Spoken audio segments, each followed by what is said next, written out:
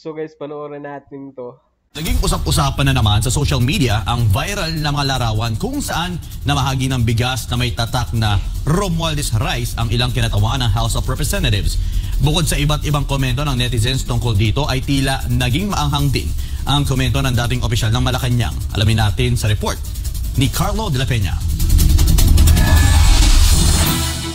Alam mo, yan yung mga tipong politiko na isinusuka na ng taong bayan. Kahit anong ilagay nilang pangalan dyan, alam nila na yung perang yan, pinambili dyan. Ganito ay nilarawan ng dating Chief Presidential Legal Counsel, Attorney Salvador Panelo, ang ginagawang hakbang ng mga politikong mahilig maglagay ng kanilang mga pangalan o muka sa mga paayuda nila sa publiko.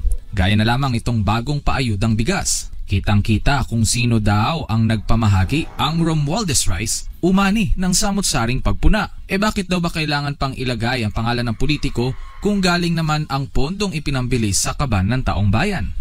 Unang-una, kung yan ay galing sa gobyerno, ibig sabihin galing din sa kanila yan ay binabalik sa kanila. Kung yan naman ay nakaw, ganun din, ninakaw sa gobyerno, galing din sa kanila yung perang ninakaw, kaya binabalik din sa kanila.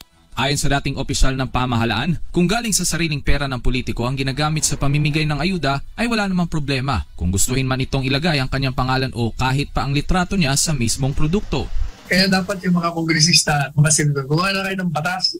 Dapat wala na kahit eleksyon, hindi eleksyon, huwag na maglagay. Lalong-lalo na kung galing sa gobyerno. Hindi naman maikakailaan ni Panelo na mayroon pa rin sa ating mga kababayan ang nahihikayat na sumuporta o bumoto sa mga politikong sinasamantala ang kahinaan dahil sa kakulangan sa edukasyon. Kaya naman ani Panelo, talagang problema ng bansang ito ay hindi masusolusyonan kahit na sinong maupo presidente dyan. Hanggat hindi mo pinag-aaral ang lahat ng mamamayan ng bansang ito na makatapos ng hanggang sa kuleyo. Pwede naman natin na lahat pag-aralin natin ang gastos ng gobyerno, pero hindi nila gagawin yan sapagkat advantageous sa kanila. Bentahe sa kanila yan na manatiling mangmang ang mga Pilipino para palagi sila ang nakaluklok sa kapangyarihan. Kaugnay naman ang kumakalat na larawan ng umano'y Romualdez Rice sa social media. Ayon kay Speaker Romualdez, we haven't sanctioned that, so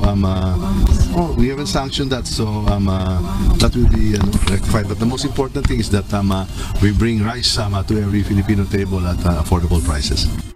Galing.